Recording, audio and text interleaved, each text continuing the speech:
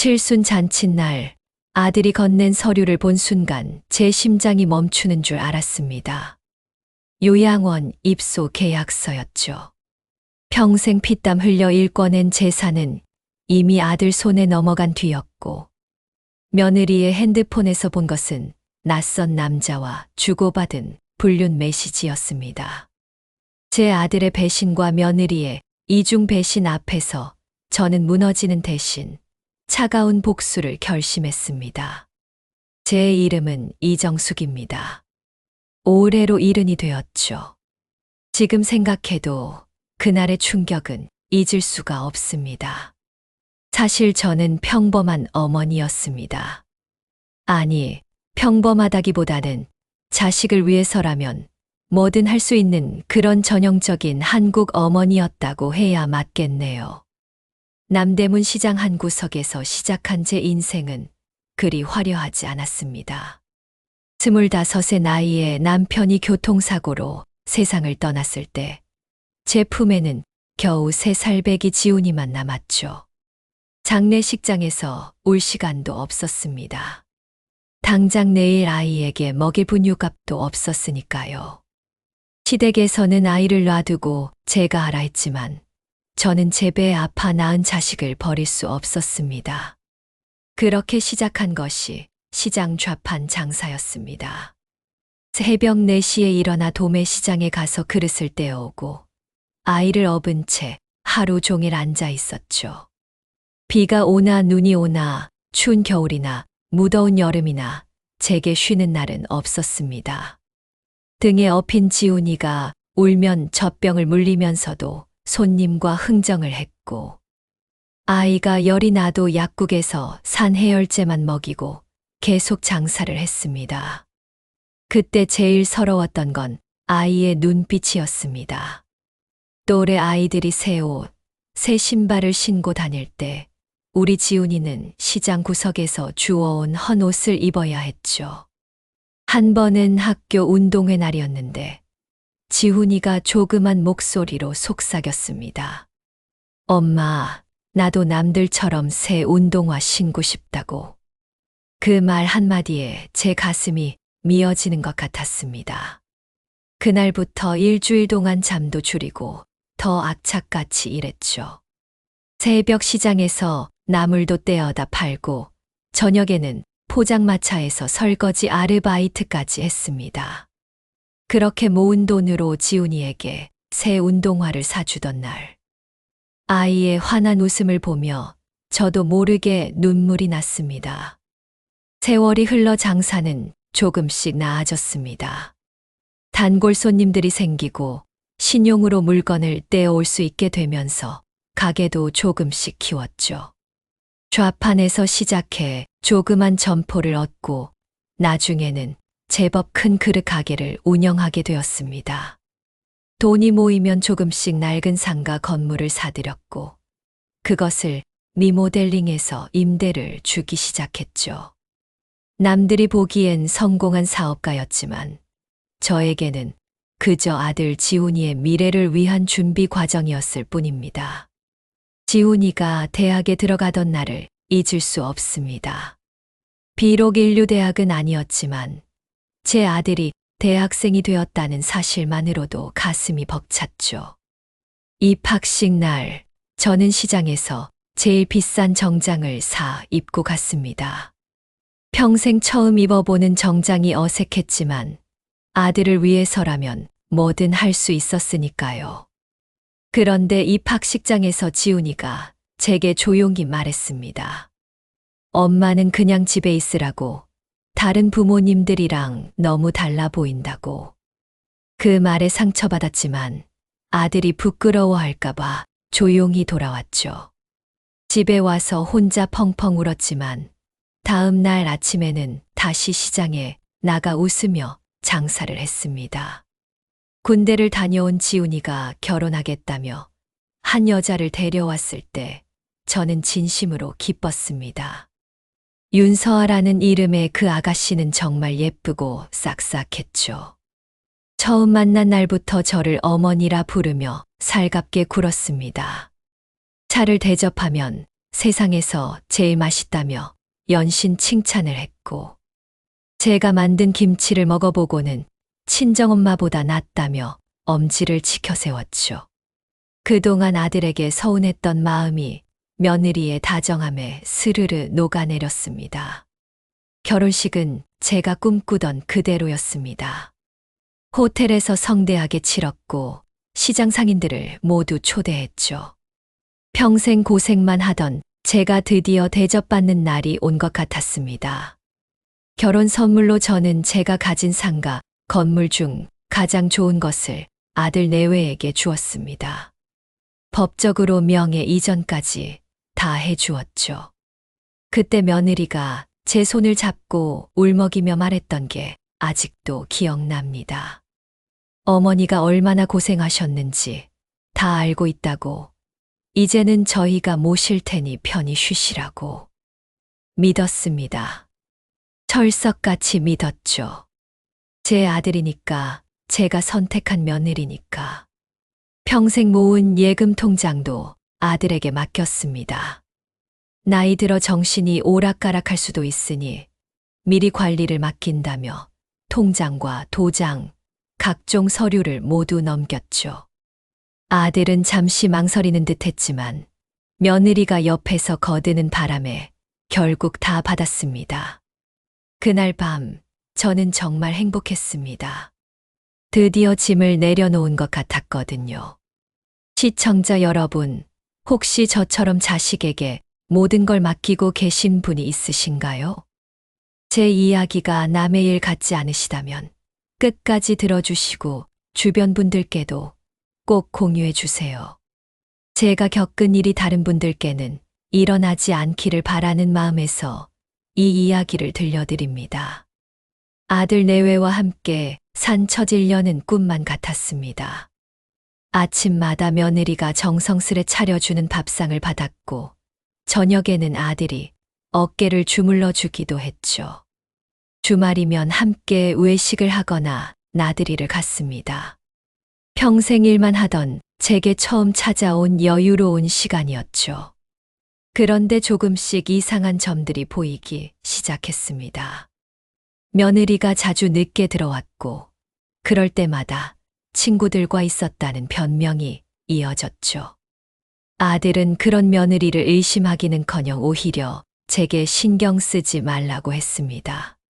한 번은 며느리가 새벽 2시에 들어왔는데 옷에서 낯선 남자 향수 냄새가 났습니다. 그때 처음으로 불안한 마음이 들었지만 설마 하는 마음에 모른 척 넘어갔죠. 제가 너무 의심이 많은 건가 싶기도 했고 무엇보다 아들이 행복해 보였으니까요. 그러다 이상한 일들이 연이어 일어났습니다. 제가 멀쩡히 가스불을 끄고 나왔는데 며느리가 부엌에서 뭔가를 태우고는 제가 깜빡했다며 호들갑을 떨었죠. 동네 사람들이 다 들을 정도로 큰 소리로 걱정하는 척했습니다. 또 한 번은 제가 아끼는 찻잔을 며느리가 깨뜨리고는 깨진 조각을 제 손에 쥐어주며 제가 놓쳤다고 우겼습니다. 아들은 그런 며느리 편만 들었죠.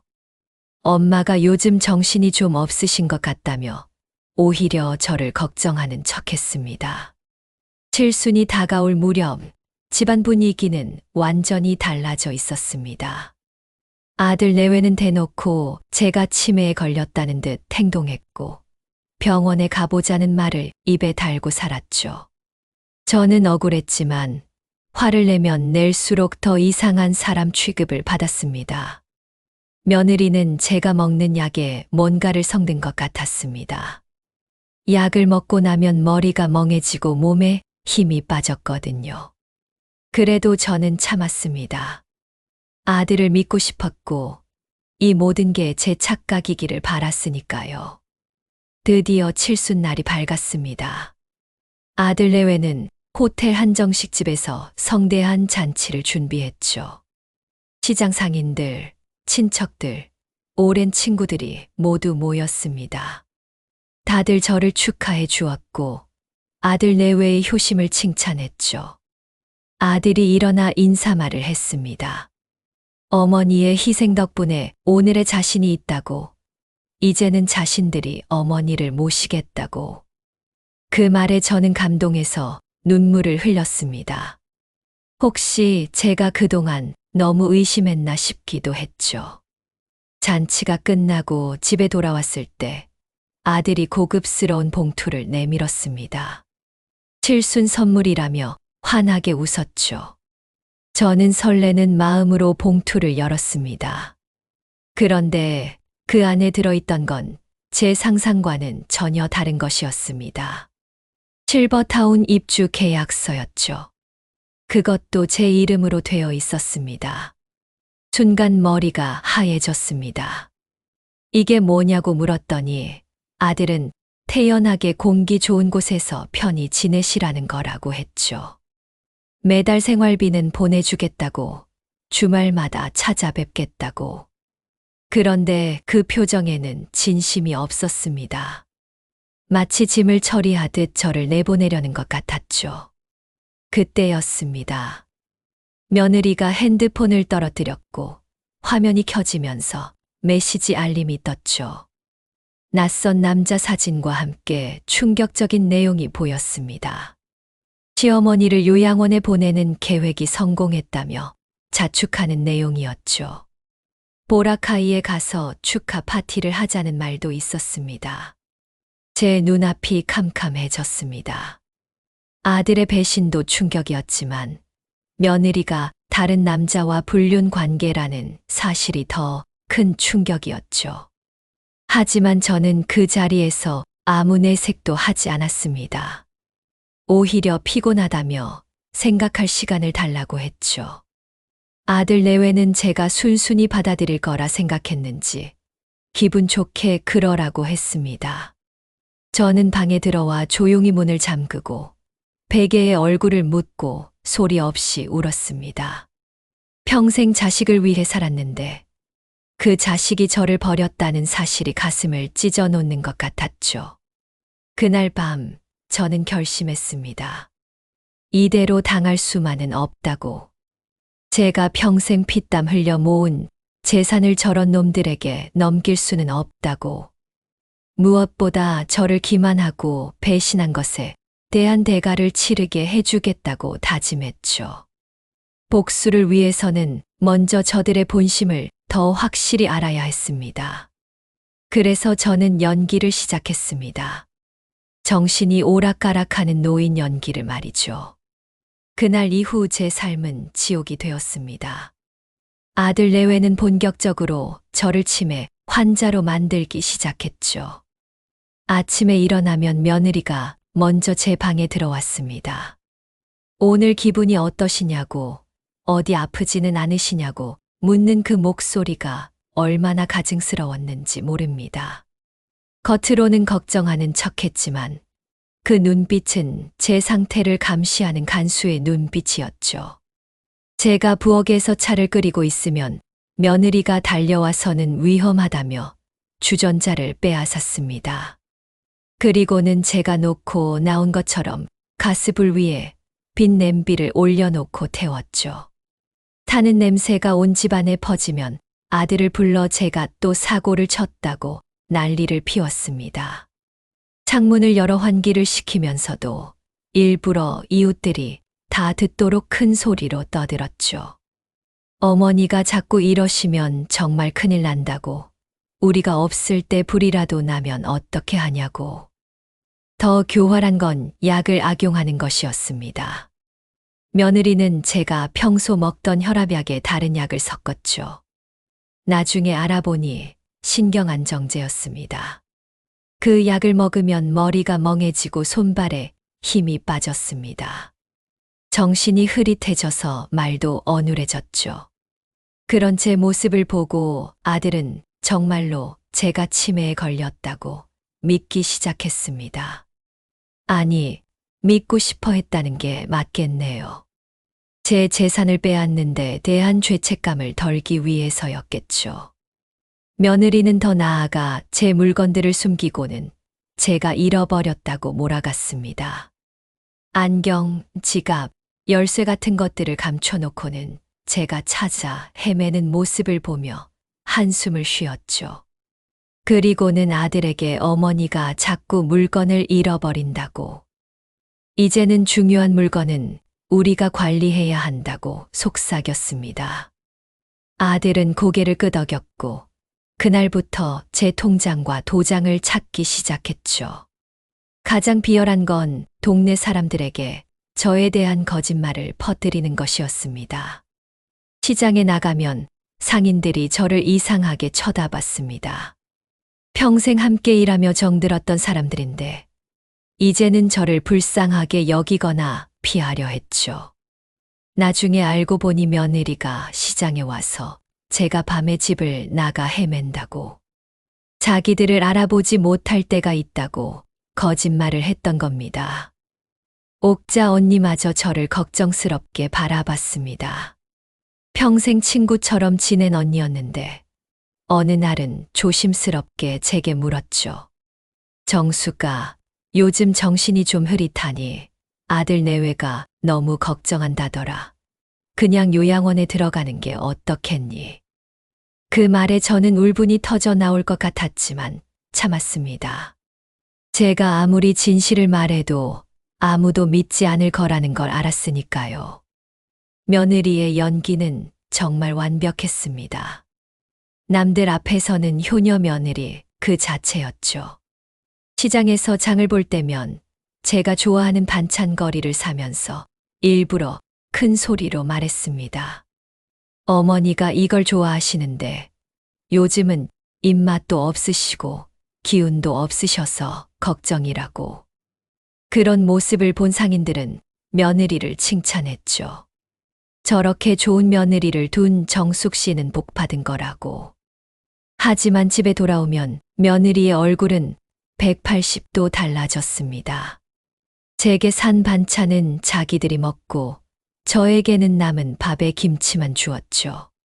제가 배가 고프다고 하면 방금 밥을 드셨는데 또 달라고 하신다며 제가 기억을 못 한다고 몰아갔습니다. 그리고는 아들에게 어머니가 자꾸 밥을 달라고 하신다고, 이미 드신 걸 잊어버리신다고 일렀죠. 밤이 되면 며느리는 내연남과 통화를 했습니다. 처음엔 제가 없는 곳에서 몰래 했지만 나중에는 제 앞에서도 스스럼 없이 통화를 했죠. 어차피 제가 정신이 없다고 생각했으니까요. 그 대화 내용은 정말 충격적이었습니다. 시어머니를 빨리 요양원에 보내고 재산을 처분해서 해외로 떠나자는 계획을 세우고 있었죠. 아들인 지훈이는 버리고 갈 거라는 말도 서슴지 않았습니다. 저는 그 모든 걸 듣고도 모른 척해야 했습니다. 화가 나서 미칠 것 같았지만 복수를 위해서는 참아야 했죠. 그래서 저는 오히려 더 정신없는 척 연기했습니다. 가끔 엉뚱한 소리를 하거나 먼 산을 바라보며 멍하니 앉아있곤 했죠. 그럴 때마다 며느리의 눈이 반짝였습니다. 계획이 순조롭게 진행되고 있다고 생각했겠죠. 어느 날 저녁 아들 내외가 심각한 표정으로 제 앞에 앉았습니다. 아들이 먼저 입을 열었죠. 어머니, 이제 정말 병원에 가보셔야 할 것 같다고. 요즘 어머니 상태가 너무 걱정된다고. 며느리도 거들었습니다. 저희가 모시기에는 한계가 있다고, 전문적인 치료를 받으셔야 한다고.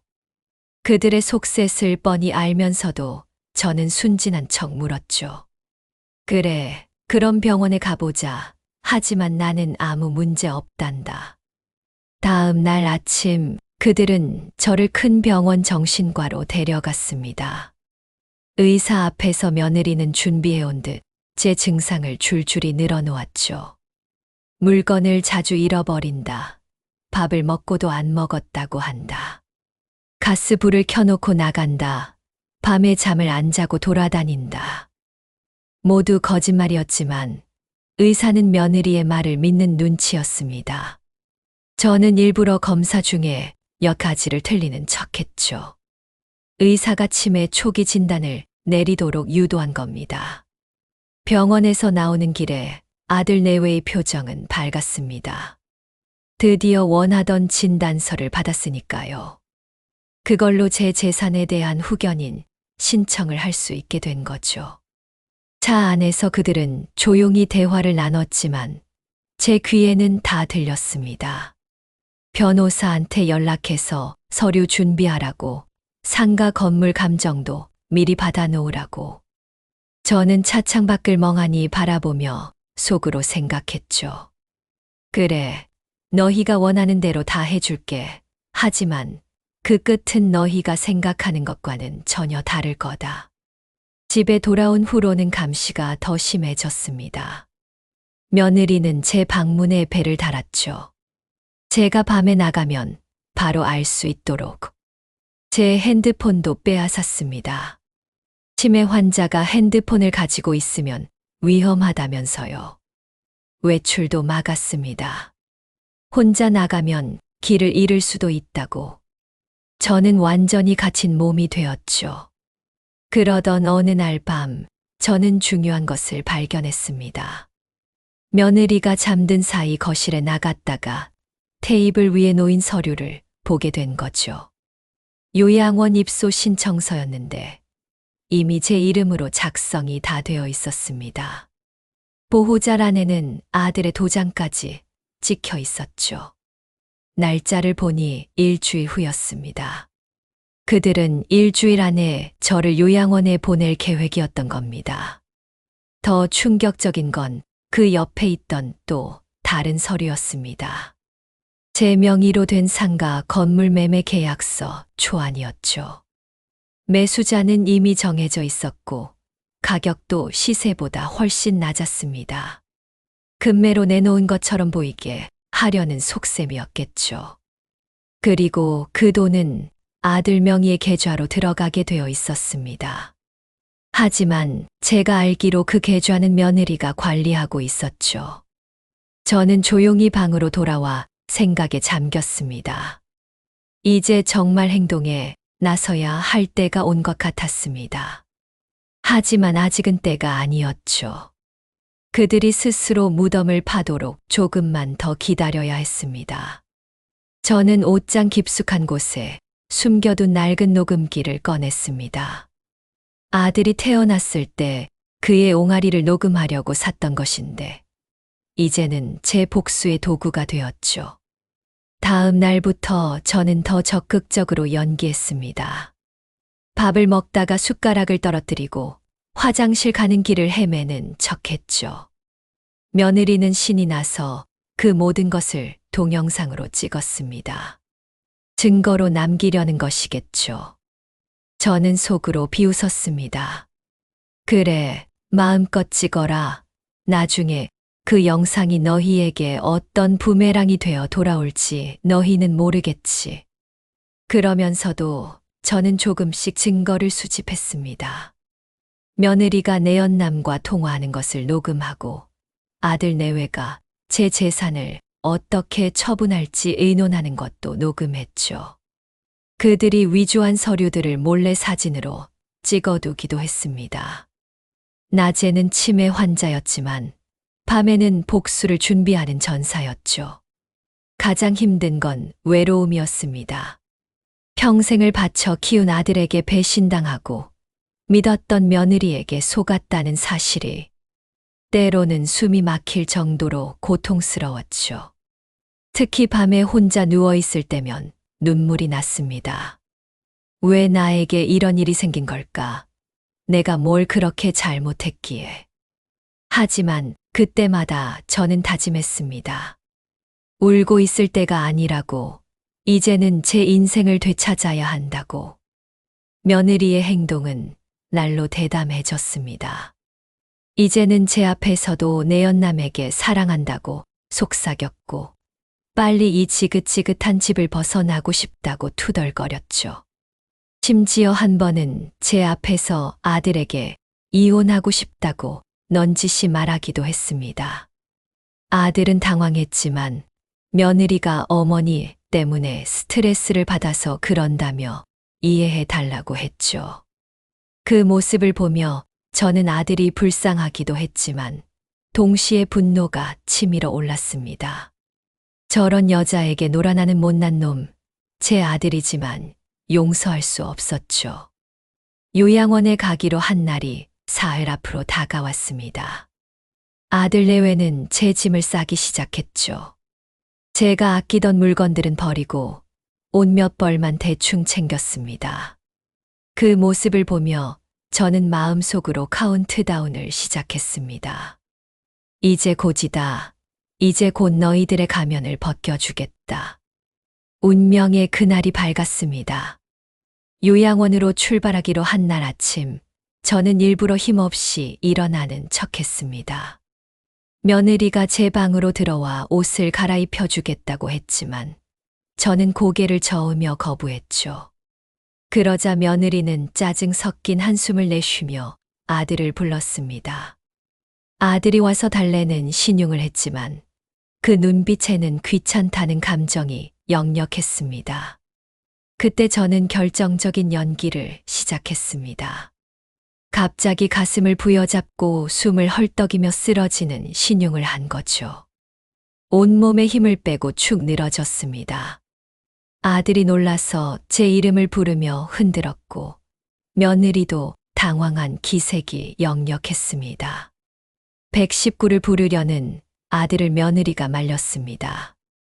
잠깐만 기다려보자고, 어머니가 꾀병일 수도 있다고. 저는 희미하게 눈을 뜨며 며느리의 손을 붙잡았습니다. 그리고 아주 작은 목소리로 떨리는 듯한 말투로 중얼거렸죠. 서아야, 미안하다. 내가 정신이 오락가락해도 너희를 믿는다. 내 전 재산이 들어있는 진짜 통장과 도장이 안방 장롱 3번째 서랍 안쪽 비밀 공간에 있다고. 그 말을 듣는 순간 며느리의 눈빛이 완전히 달라졌습니다. 탐욕으로 번뜩이는 그 눈을 저는 똑똑히 보았습니다. 며느리는 아들을 재촉해 저를 침대에 눕히고는 곧장 안방으로 달려갔습니다. 장롱을 뒤지는 소리가 들렸고 곧이어 환호성이 터져 나왔죠. 정말로 비밀 공간에 낡은 통장 여러 개와 인감도장, 그리고 각종 부동산 서류가 들어있었던 겁니다. 물론 그건 제가 미리 준비해둔 미끼였죠. 진짜는 다른 곳에 있었습니다. 며느리가 아들과 함께 거실로 나왔을 때 저는 이미 멀쩡하게 일어나 소파에 앉아 있었습니다. 그들의 얼굴에 당황스러움이 스쳐 지나갔지만 이미 통장을 손에 쥔 며느리는 당당했죠. 어차피 목적을 달성했다고 생각했으니까요. 저는 그들을 차갑게 바라보며 천천히 일어섰습니다. 그리고 거실 서랍에서 낡은 녹음기를 꺼냈죠. 녹음기의 재생 버튼을 누르자 그동안 제가 녹음해둔 모든 것들이 흘러나왔습니다. 며느리가 내연남과 나눈 불륜 대화, 저를 요양원에 보내고 재산을 가로채려는 계획, 아들과 며느리가 제 약의 수면제를 타는 것까지.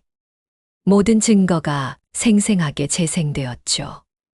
아들의 얼굴은 하얗게 질렸고 며느리는 입을 다물지 못했습니다. 하지만 그것이 끝이 아니었습니다. 저는 미리 준비해둔 휴대폰을 꺼내 영상을 재생했죠. 바로 며느리가 저를 치매 환자로 만들기 위해 연출했던 모든 장면들을 제가 몰래 찍어둔 것이었습니다. 가스불에 일부러 냄비를 태우는 장면, 제 물건을 숨기는 장면, 제 약에 다른 약을 섞는 장면까지. 역으로 그들의 범죄 증거가 된 것이죠. 더 결정적인 한 방이 남아 있었습니다. 저는 문을 열고 밖에 대기하고 있던 사람들을 불러들였죠. 김유나 변호사와 경찰, 그리고 옥자 언니를 비롯한 시장 상인 몇 명이 들어왔습니다. 사실 저는 일주일 전에 이미 옥자 언니를 찾아가 모든 것을 털어놓고 도움을 요청했던 것입니다. 언니는 저를 믿어주었고 유능한 변호사를 소개해 주었죠. 김유나 변호사는 차분하게 상황을 정리했습니다. 사문서 위조, 사기 미수, 존속학대, 그리고 불법 약물 투여까지. 아들과 며느리가 저지른 범죄를 하나하나 짚어갔죠. 며느리가 들고 있던 통장과 서류는 가짜였고, 진짜는 제가 은행 금고에 안전하게 보관하고 있었습니다. 더구나 제가 미리 변호사를 통해 모든 재산에 가압류를 걸어둔 상태였죠. 경찰이 아들과 며느리에게 수갑을 채우려 하자 그들은 서로를 원망하기 시작했습니다.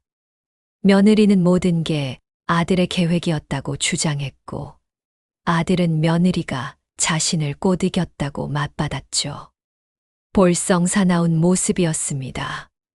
평소에는 그렇게 다정하게 굴더니 위기가 닥치자 서로에게 책임을 떠넘기는 모습이 가증스러웠습니다. 특히 며느리의 본색이 제대로 드러났습니다. 체포되기 직전 그녀는 제게 독서를 퍼부었죠. 늙은 것이 돈만 움켜쥐고 있으니까 이런 일이 생긴 거라고. 진작 재산을 넘기고 조용히 살았으면 이런 일은 없었을 거라고. 그 말을 듣고 저는 오히려 마음이 편해졌습니다. 그동안 혹시나 했던 미련까지 완전히 끊을 수 있었으니까요. 김 변호사가 준비한 또 다른 폭탄이 터졌습니다. 며느리의 내연남에 대한 정보였죠. 그는 유부남이었고 회사에서도 꽤 높은 직책에 있는 사람이었습니다. 변호사는 이미 그의 아내와 회사에 모든 증거를 보냈다고 했습니다. 며느리와 내연남이 주고받은 메시지, 통화 녹음, 그리고 불륜 현장 사진까지. 며느리는 그 말을 듣고 완전히 무너졌습니다. 저는 그들이 연행되어 나가는 모습을 무표정하게 지켜봤습니다. 아들이 마지막으로 저를 돌아봤지만 저는 시선을 피했죠. 더 이상 그는 제 아들이 아니었습니다. 제 인생을 배신하고 저를 정신병자로 만들려 했던 죄인일 뿐이었죠. 문이 닫히고 경찰차가 떠나는 소리를 들으며 저는 깊은 한숨을 내쉬었습니다. 옥자 언니가 제 어깨를 감싸 안아주었습니다. 언니는 제가 얼마나 힘들었을지 다 안다며 위로해 주었죠. 시장 상인들도 제게 미안하다고, 그동안 오해했다고 사과했습니다. 저는 담담하게 받아들였습니다. 그들을 탓할 마음은 없었죠. 아들과 며느리의 연기가 그만큼 교묘했으니까요. 김 변호사는 앞으로의 법적 절차를 설명해 주었습니다. 아들과 며느리는 확실히 처벌받을 것이고 제 재산은 안전하게 지킬 수 있을 거라고 했죠. 또한 그동안 그들이 제 명의로 끊어 쓴 카드값이나 대출금도 모두 그들이 책임져야 한다고 했습니다. 저는 고개를 끄덕였습니다. 이제 법이 그들을 심판할 차례였죠. 그날 밤 오랜만에 제 집에서 편안하게 잠을 잤습니다. 더 이상 감시당하지 않고 약에 취해 몽롱하지도 않은 온전한 제 정신으로 보내는 밤이었죠. 창밖으로 보이는 달빛이 유난히 밝았습니다. 마치 제 앞날을 축복해 주는 것처럼 느껴졌습니다. 다음 날부터 저는 제 삶을 정리하기 시작했습니다. 먼저 집안을 깨끗이 청소했죠. 아들과 며느리의 물건들은 모두 내다 버렸습니다. 그들이 썼던 방도 완전히 비웠습니다. 텅 빈 방을 보니 오히려 시원했습니다. 이제 새로운 시작을 할 수 있을 것 같았죠. 변호사를 통해 재산 관리도 체계적으로 정리했습니다. 상가 건물의 임대 관리를 전문 업체에 맡기고 예금은 안전한 곳에 분산해서 관리하기로 했죠. 또한 만약의 사태에 대비해 유언장도 작성했습니다. 제 재산은 제가 죽은 후 자선단체와 불우한 아이들을 돕는 데 쓰이도록 했습니다. 며느리의 내연남 쪽 소식도 들려왔습니다. 그는 아내와 이혼 소송 중이었고 회사에서도 징계를 받아 해고되었다고 했죠. 위자료와 재산 분할로 거덜이 났다는 소문도 들렸습니다. 자업자득이었죠. 남의 가정을 파괴하려 한 대가를 톡톡히 치른 셈입니다.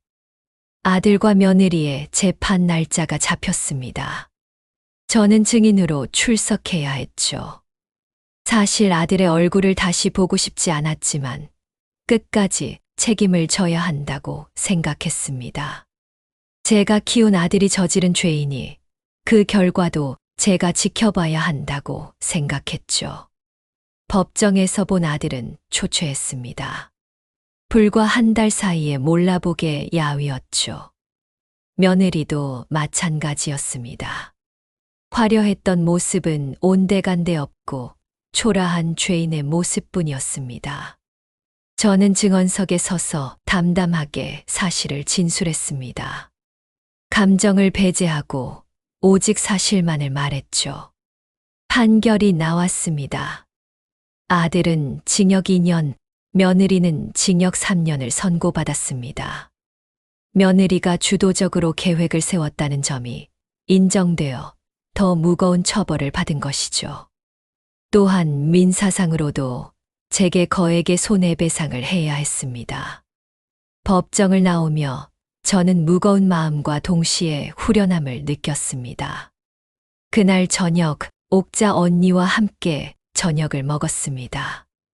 언니는 제가 대단하다고, 그런 상황에서도 침착하게 대응한 것이 놀랍다고 했죠. 저는 쓴웃음을 지었습니다. 대단한 게 아니라 살기 위해 발버둥 친 것뿐이라고. 만약 제가 가만히 있었다면 지금쯤 요양원 한 구석에서 약에 절어 폐인처럼 살고 있었을 거라고. 시장 상인들의 태도도 완전히 달라졌습니다.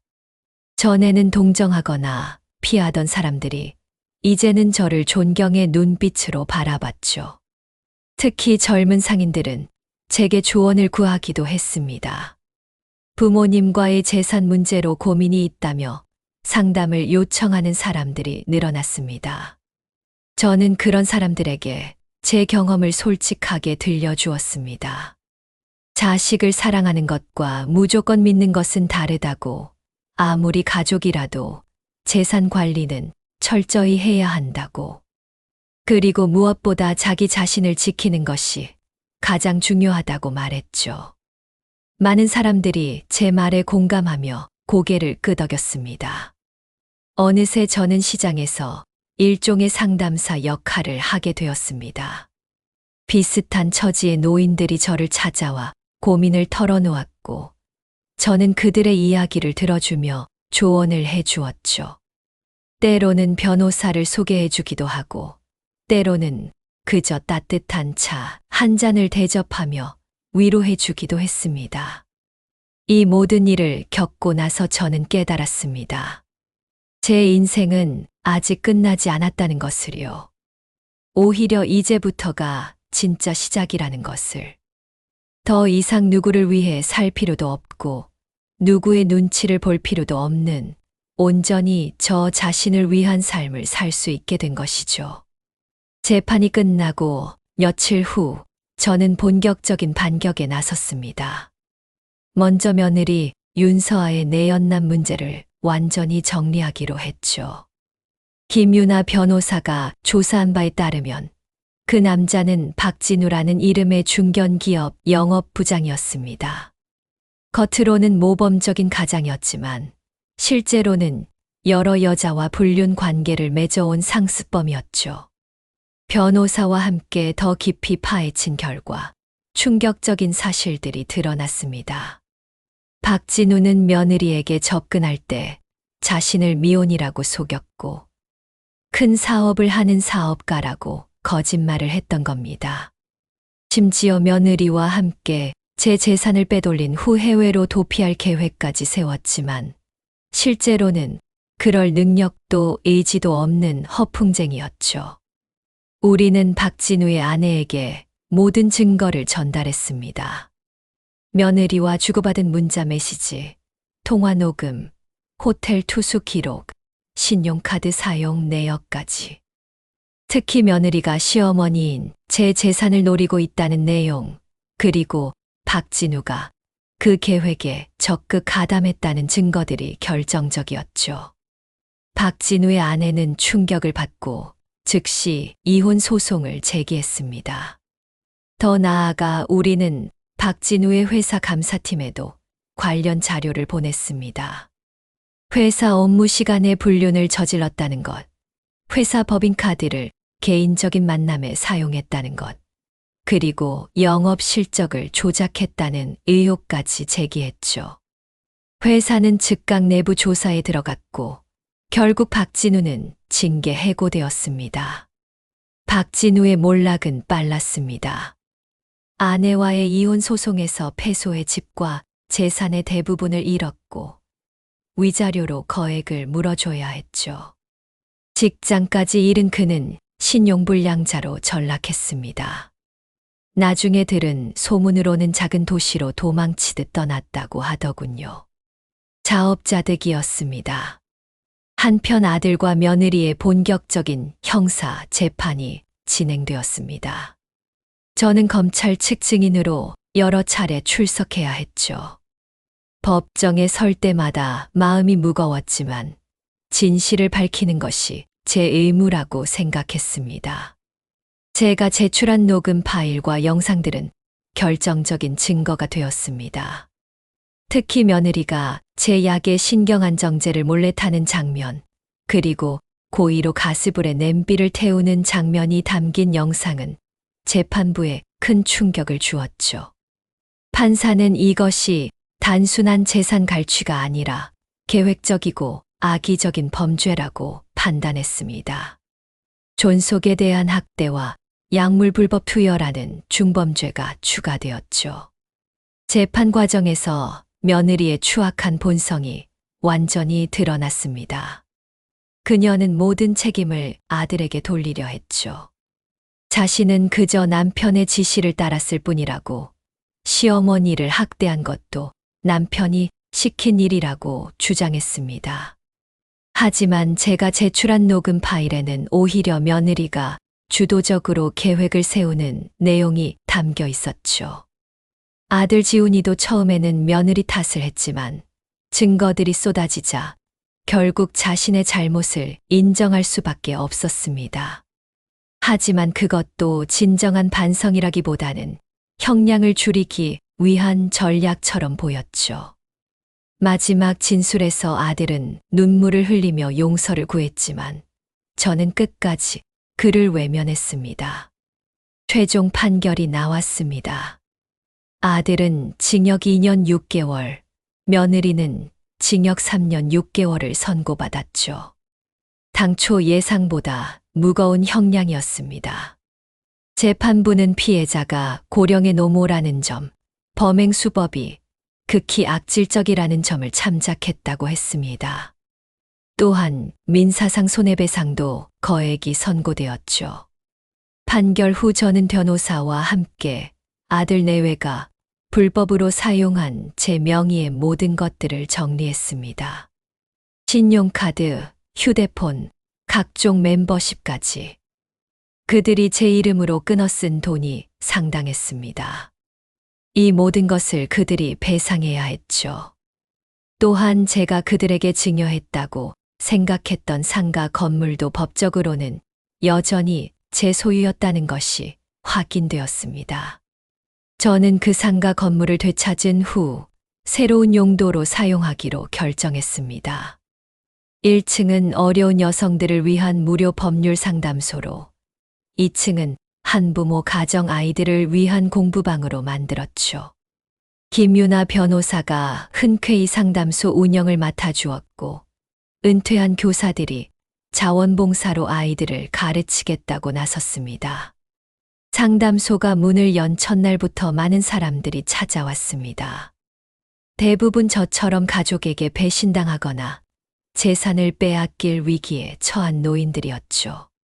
김 변호사와 자원봉사 변호사들이 무료로 상담을 해주었고, 필요한 경우 법적 대응도 도와주었습니다. 저도 틈틈이 상담소에 나가 제 경험을 나누며 그들을 위로했죠. 특히 기억에 남는 사례가 있었습니다. 70대 할머니 한 분이 눈물을 흘리며 찾아왔는데 아들이 자신을 치매 환자로 몰아 요양원에 보내려 한다는 거였죠. 제 과거와 너무나 비슷한 사연이었습니다. 우리는 즉시 그분을 도와 법적 대응을 시작했고 결국 아들의 음모를 막아낼 수 있었습니다. 이런 일들을 하면서 저는 제 고통이 헛되지 않았다는 것을 깨달았습니다. 제가 겪은 아픔이 다른 사람들을 돕는 도구가 되었으니까요. 상담소를 찾는 사람들은 저를 은인이라 부르며 감사해했지만 사실 제가 더 감사했습니다. 그들 덕분에 제 삶의 새로운 의미를 찾았으니까요. 시장 상인들과의 관계도 예전보다 더 돈독해졌습니다.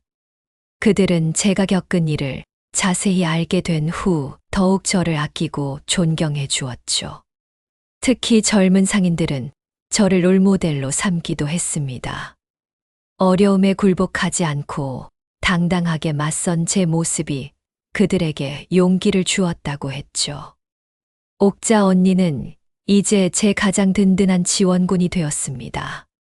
언니는 시장 상인회에서 제 이야기를 널리 알렸고 비슷한 처지의 노인들을 제게 연결해 주었죠. 덕분에 상담소는 더욱 활성화되었고 많은 사람들이 도움을 받을 수 있었습니다.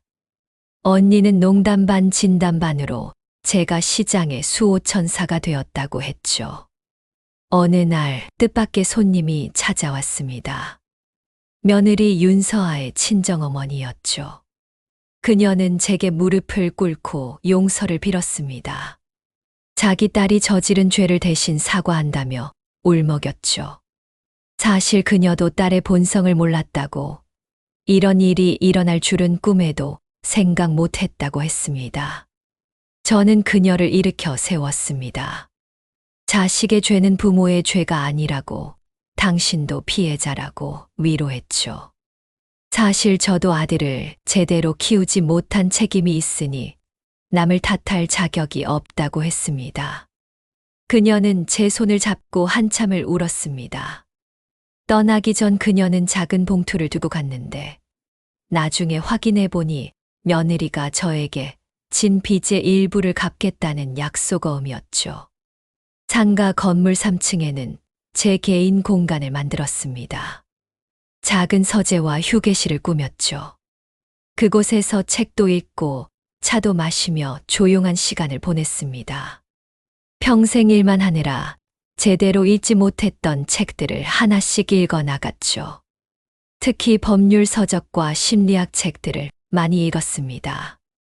상담소에서 사람들을 도울 때 도움이 되었으니까요. 또한 일기를 쓰기 시작했습니다. 제가 겪은 일들을 자세히 기록했죠. 언젠가 이 기록이 비슷한 처지의 사람들에게 도움이 될 수도 있다는 생각에서였습니다. 글을 쓰면서 제 마음도 정리되었습니다. 아들에 대한 미움, 며느리에 대한 분노가 조금씩 사라지고 대신 연민과 안타까움이 자리 잡았죠. 가끔 교도소에서 아들의 편지가 왔습니다. 처음에는 읽지도 않고 버렸지만 나중에는 읽어보기 시작했죠. 편지에는 후회와 참회의 말들이 가득했습니다. 하지만 저는 답장을 하지 않았습니다. 아직은 용서할 준비가 되지 않았으니까요. 언젠가는 용서할 날이 올지도 모르지만 지금은 아니었습니다. 며느리로부터는 단 한 통의 편지도 오지 않았습니다. 예상했던 일이었죠. 그녀에게 저는 처음부터 끝까지 그저 돈줄에 불과했으니까요. 오히려 편지가 오지 않는 것이 속 시원했습니다. 가식적인 사과보다는 침묵이 더 정직하다고 생각했으니까요. 상담소 운영이 자리를 잡자 지역 언론에서도 관심을 보이기 시작했습니다. 신문과 방송에서 취재 요청이 왔죠. 처음에는 거절했지만 김 변호사의 설득으로 결국 인터뷰에 응했습니다. 제 이야기가 더 많은 사람들에게 경각심을 줄 수 있다면 그것도 의미 있는 일이라고 생각했으니까요. 방송이 나간 후 반응은 뜨거웠습니다. 전국에서 격려와 응원의 메시지가 쏟아졌죠. 비슷한 경험을 한 사람들의 사연도 많이 들어왔습니다. 그들은 제 용기에 힘을 얻었다고, 자신들도 이제 당당하게 맞설 수 있을 것 같다고 했습니다. 그런 반응들이 제게는 큰 보람이었죠. 후원금도 들어오기 시작했습니다. 저는 그 돈을 모두 상담소 운영에 사용했습니다. 더 많은 변호사를 초빙하고 심리상담사도 배치했죠. 또한 긴급 지원이 필요한 피해자들을 위한 쉼터도 마련했습니다.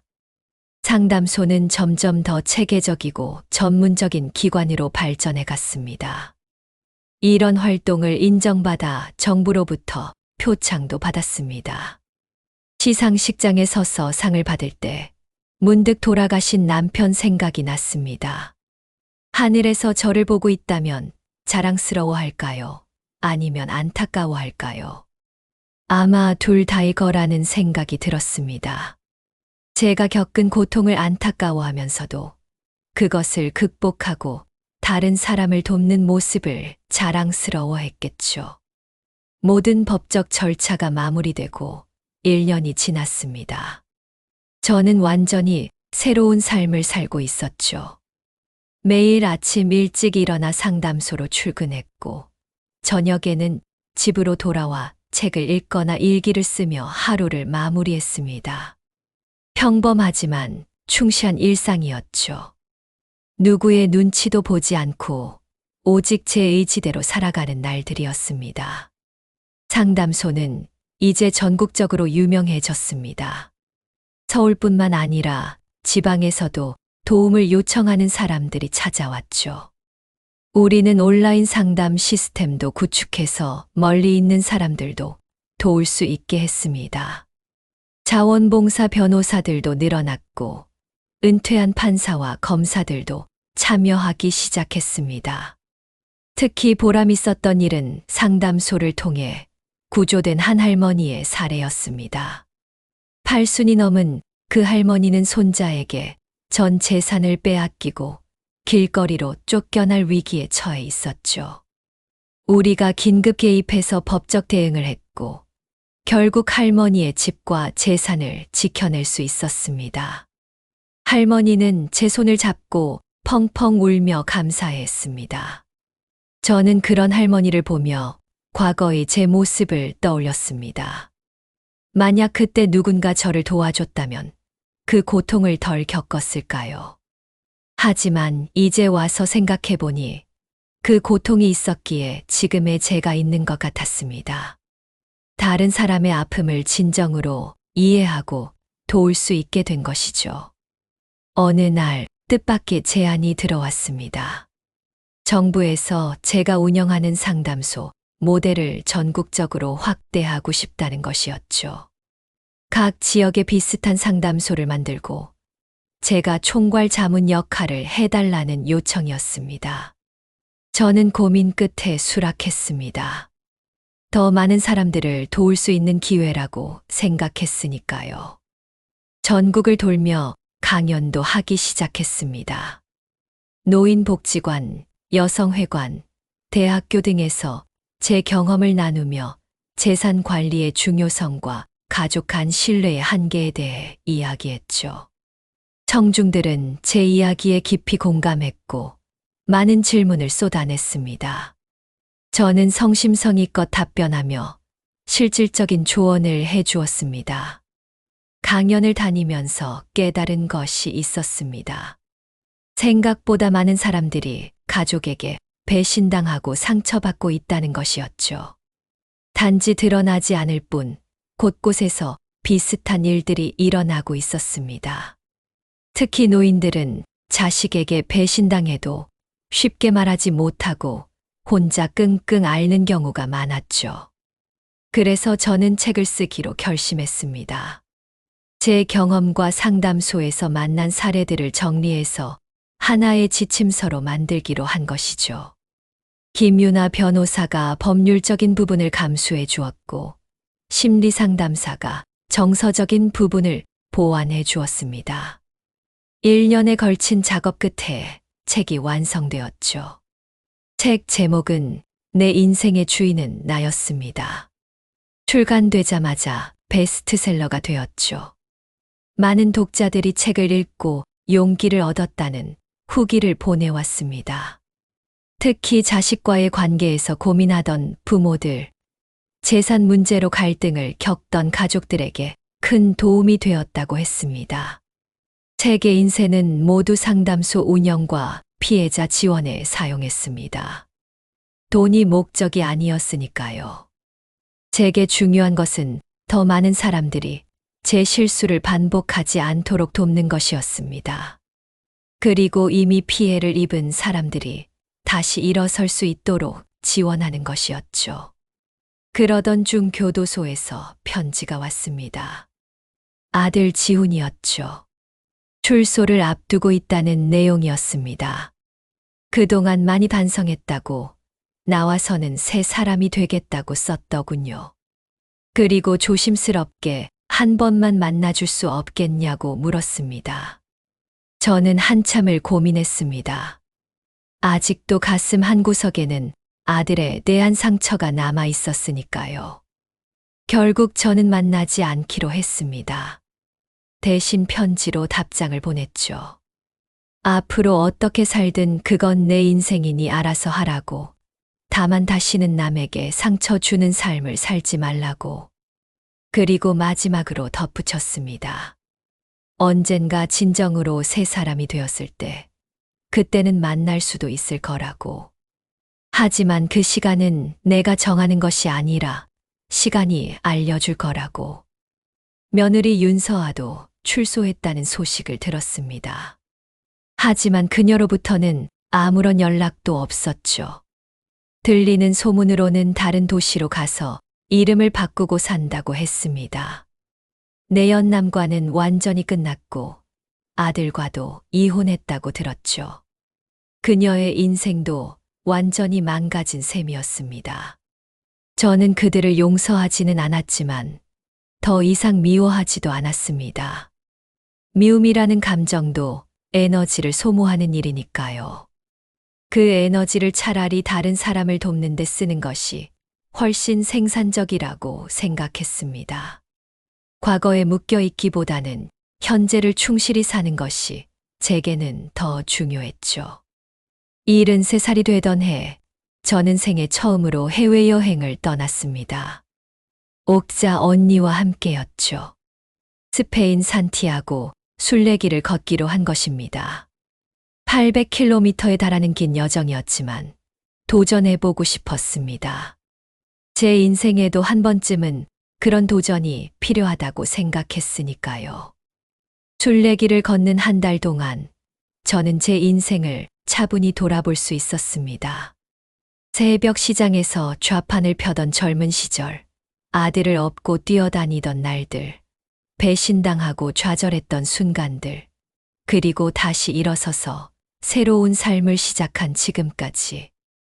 모든 것이 제 인생의 일부였고, 그 하나하나가 지금의 저를 만든 조각들이었죠.